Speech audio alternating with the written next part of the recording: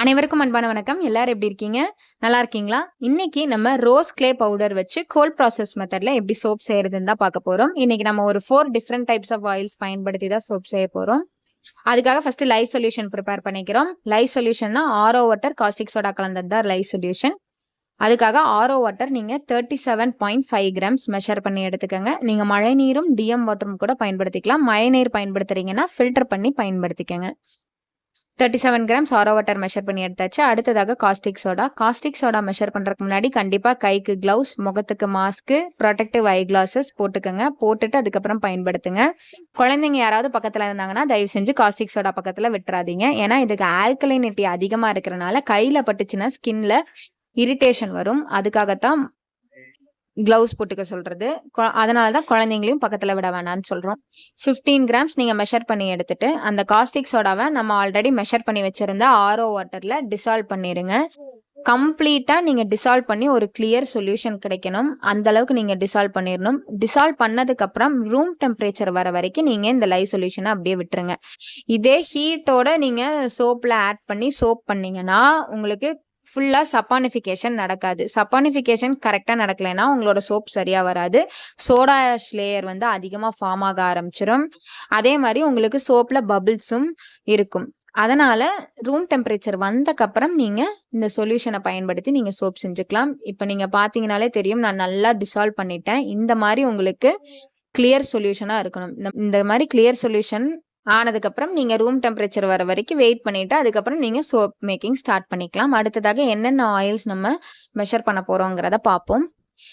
தேன் மிளகு கலந்து செய்த ஹெர்பல் சோப் நம்மக்கிட்ட விற்பனைக்கு இருக்குது. இந்த சோப்போட ஸ்பெஷாலிட்டி என்னன்னு பார்த்தீங்கன்னா, ஸ்கின் டிசீசஸ் இருந்ததுன்னா அவங்களும் இந்த சோப் யூஸ் பண்ணிக்கலாம். அதே மாதிரி இந்த சோப் யூஸ் பண்ணுறது மூலயமா குழந்தைங்களுக்கும் பெண்களுக்கும் நல்ல ஸ்கின் பிரைட்டன் பண்ணி கொடுக்கும். தமிழ்நாடு முழுக்க ஃப்ரீ ஷிப்பிங்கில் கொடுத்துக்கிட்டு இருக்கோம். ஆயில்ஸை மெஷர் பண்ணி எடுத்துக்கலாம். அதுக்காக ஃபஸ்ட்டு நான் கோகனட் ஆயில் எடுத்துக்க போகிறேன். சுத்தமான சல்ஃபர் கலக்காத செக்கு தேங்காய் எண்ணெய் தான் எடுத்துக்கிறேன். இன்னைக்கு நம்ம தேங்காய் எண்ணெய் 40 கிராம்ஸ் மெஷர் பண்ணி எடுத்துக்க போகிறோம். உங்களோட எண்ணெயோட குவாலிட்டி பொறுத்து தான் உங்களோட சோப்போட குவாலிட்டியுமே இருக்கும். அதனால் நல்ல குவாலிட்டியான ஆயில்ஸாக பயன்படுத்துங்க. தேங்காய் எண்ணெய் வந்து நம்ம சோப்பை ஹார்டன் பண்ணுறதுக்காக நம்ம தேங்காய் எண்ணெய் பயன்படுத்துகிறோம். 40 கிராம்ஸ் தேங்காய் எண்ணெய் நம்ம மெஷர் பண்ணி எடுத்துக்கிட்டோம்.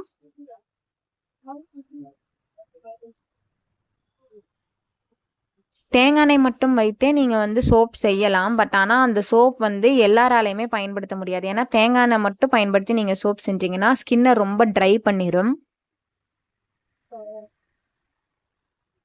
அதனால தான் நம்ம காம்பினேஷன்ஸ் ஆஃப் ஆயில்ஸ் பயன்படுத்தி சோப் செய்கிறோம். அடுத்ததாக நம்ம வந்து பாம் ஆயில் மெஷர் பண்ணி எடுத்துக்க போகிறோம். பாம் ஆயில் 20 கிராம்ஸ் மெஷர் பண்ணி எடுத்துக்கிறோம். இந்த பாம் ஆயிலும் கோகனட் ஆயிலும் சேரும்போது உங்களுக்கு சோப்புக்கு வந்து நல்ல ஒரு லேதர் கிடைக்கும். அதே மாதிரி சீக்கிரமாகவும் உங்கள் சோப் வந்து ஹார்டன் ஆகும். 20 கிராம்ஸ் பாம் ஆயில் மெஷர் பண்ணி எடுத்துக்கிறோம்.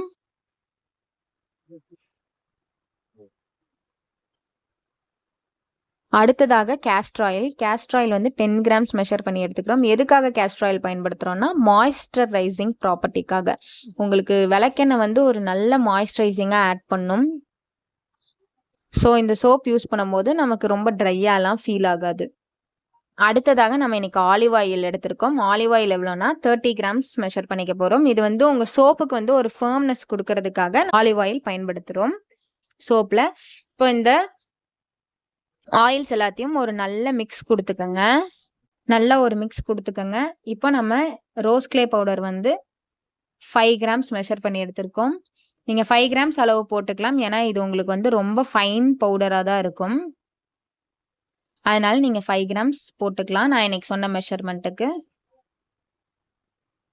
1 kgனா இதுவே இன்னும் கொஞ்சம் அதிகமாக நீங்கள் போட வேண்டியது வரும். இந்த பவுடரை நல்லா நீங்கள் மிக்ஸ் பண்ணணும். ரொம்ப ஃபைன் பவுடராக இருக்கனால உங்களுக்கு லம்ஸ் ஃபார்ம் ஆகும். அதை பார்த்து நீங்கள் பயந்துடலாம் வேண்டாம். நல்லா மிக்ஸ் ஆயிரும். இப்போ நல்லா மிக்ஸ் ஆகலைன்னா கூட நெக்ஸ்ட்டு நீங்கள் லை சொல்யூஷன் ஆட் பண்ணிவிட்டு அதுக்கு நீங்கள் பிளெண்டர் போடும்போது உங்களுக்கு நல்லாவே மிக்ஸ் ஆகிக்கும். இதில் நான் கையிலேயே மிக்ஸ் பண்ணுறேன் பாருங்கள். அந்த லம்ஸ் எல்லாமே உடச்சி விட்டு கொஞ்சம் ஒரு 10 மினிட்ஸ் நீங்கள் மிக்ஸ் பண்ணிங்கனாலே உங்களுக்கு அந்த லம்ஸ் எல்லாமே பிரேக் டவுன் ஆகி நல்லா மிக்ஸ் ஆயிரும் ஆயிலில் இந்த பவுடர்.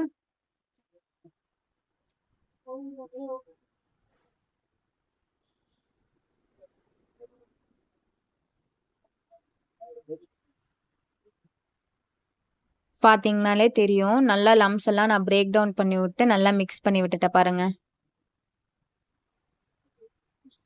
இந்த டைமிங்கில் உங்களுக்கு பிளெண்டர் வேணுனாலும் நீங்கள் பிளெண்டர் யூஸ் பண்ணி அதை மிக்ஸ் பண்ணிக்கலாம்.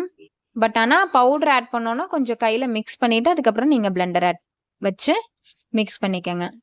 அடுத்ததாக நம்ம ஆல்ரெடி ப்ரிப்பேர் பண்ணி வச்சுருந்த லைவ் சொல்யூஷன் வந்து ரூம் டெம்பரேச்சர் வந்துச்சு. அதை நம்ம ஃபில்டர் பண்ணி இந்த சோப் சொல்யூஷனோட ஆட் பண்ணிக்கிறோம். நீங்கள் கண்டிப்பாக ஃபில்டர் பண்ணி தான் ஆட் பண்ணணும். ஃபில்டர் பண்ணாமல் ஆட் பண்ணிடாதீங்க.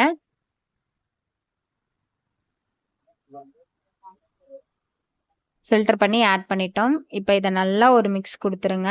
ஒரு 20லேருந்து 25 மினிட்ஸ் வரைக்கும் நீங்கள் மிக்ஸ் பண்ணிக்கிட்டே இருக்கணும். கையில் மிக்ஸ் பண்ணுறீங்கன்னா, இப்போ பிளெண்டர் யூஸ் பண்ணுறீங்கன்னா நீங்கள் பிளெண்டர் யூஸ் பண்ணி உங்களுக்கு ட்ரேஸ் ஆகிற வரைக்கும் நீங்கள் நல்ல ஒரு மிக்சிங் கொடுங்க.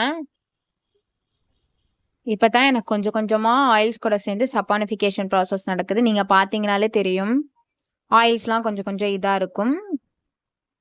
ஒரு 25 மினிட்ஸ்க்கு நல்லா மிக்ஸ் பண்ணிக்கிட்டே இருந்தீங்கன்னா உங்களுக்கு நல்லாவே ட்ரேஸ் ஆகி வந்துடும்.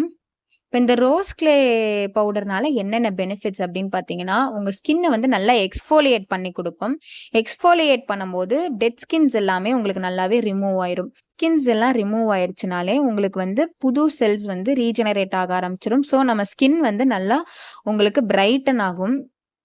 இன்னொன்று உங்களுக்கு வந்து நான் அந்த டர்ட் அண்ட் ஆயில்ஸ் எல்லாத்தையுமே போர்ஸ்லேருந்து ரிமூவ் பண்ணுறனால உங்களுக்கு போர்ஸ் இருந்ததுன்னா அந்த போர்ஸும் ரொம்ப ஸ்மாலர் ஆயிரும்.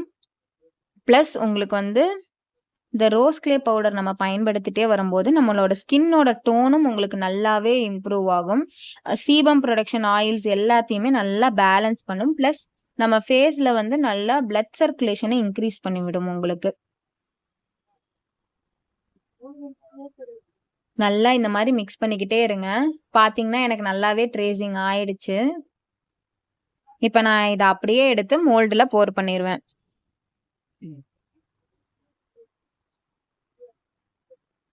நீங்கள் பார்த்தீங்கனாலே தெரியும் நல்லா ட்ரேஸ் ஆயிடுச்சு. இப்போ அதை அப்படியே நான் 75 கிராம்ஸ் மோல்டு இன்னைக்கு நான் யூஸ் பண்ணியிருக்கேன். அதில் அப்படியே நான் போர் பண்ணிட்டேன். இப்போ இதை வந்து 24 ஹவர்ஸ்க்கு அப்படியே விட்டணும். எந்த ஒரு ஷேக்கும் கொடுக்கக்கூடாது. ஷேக் பண்ணாமல் அப்படியே விட்டுருங்க. 24 ஹவர்ஸ் கழிச்சு நம்ம மோல்ட்லேருந்து அப்படியே எடுத்துட்டு 45 டேஸ் க்யூரிங் பீரியட் விடணும். இந்த 45 டேஸ் க்யூரிங் பீரியட் எதுக்காகனா, எக்ஸஸாக ஏதாவது லைஸ் இருந்ததுன்னா அது எவாப்ரேட் ஆகிறதுக்காகவும், வாட்டர் இருந்ததுன்னா அதுவும் எவாப்ரேட் ஆகிறதுக்காகவும்.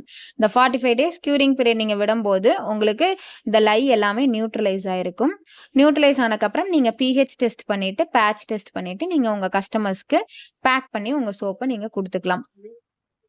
இப்போ பார்த்தீங்கன்னா இது கொஞ்சம் நேரம் கழிச்சு இந்த கலரில் தான் இருந்தது. இன்னும் 1 டே கழிச்சு நம்ம போனோம்னா உங்களுக்கு நல்லா கலர் சேஞ்ச் ஆயிரும். இதில் வேணும்னா நீங்கள் எசென்ஷியல் ஆயில் 1 கிராம் அளவுக்கு நீங்கள் ஆட் பண்ணிக்கலாம். சப்ஸ்கிரைப் பண்ணிவிட்டு இது மாதிரி அடுத்து என்ன சோப்போட வீடியோ உங்களுக்கு வேணும்னு கமெண்ட் பாக்ஸில் சொல்லுங்கள். அனைவரும் தொடர்ந்து இணைந்து முன்னேறுவோம். நன்றி, வணக்கம்.